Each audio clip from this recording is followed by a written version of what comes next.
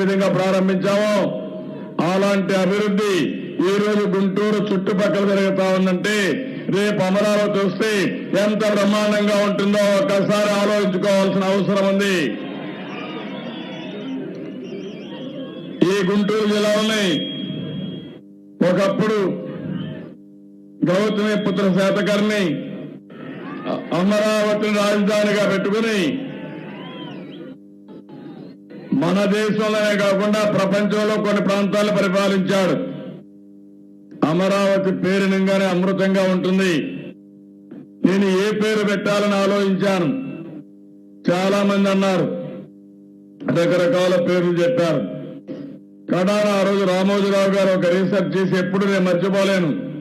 ఎవరైనా ఒక మంచి దారి చూపిస్తే, ఒక మంచి సూచన ఇస్తే అది శాశ్వతంగా గుర్తుపెట్టుకోవాలి. ఆ రోజు ఈనాడు రామోజీరావు గారు మీరు ఒకసారి పరిశీలించండి, అమరావతి పేరు బాగుంటుందని పంపిస్తే నేను అందరిని అడిగాను. ఆ పేరు చెప్పంగానే 100% అమరావతి పేరు బ్రహ్మాండంగా ఉందని అందరూ ఏకగ్రీవంగా ఆమోదించారని చెప్పి కూడా నేను మీకు తెలియజేస్తున్నా. అదేవిధంగా ఆచార్య నాగార్జున, నేను చైనాకి వెళ్ళాను, జపాన్కి వెళ్ళాను.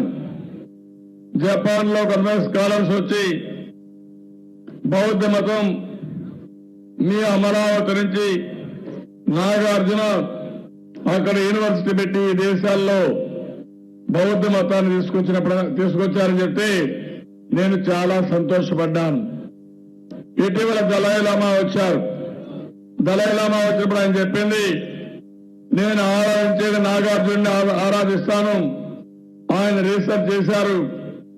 ఆయనే ఈరోజు బౌద్ధ మతాన్ని ప్రపంచం మొత్తం వ్యాప్తి చేశారని చెప్పినప్పుడు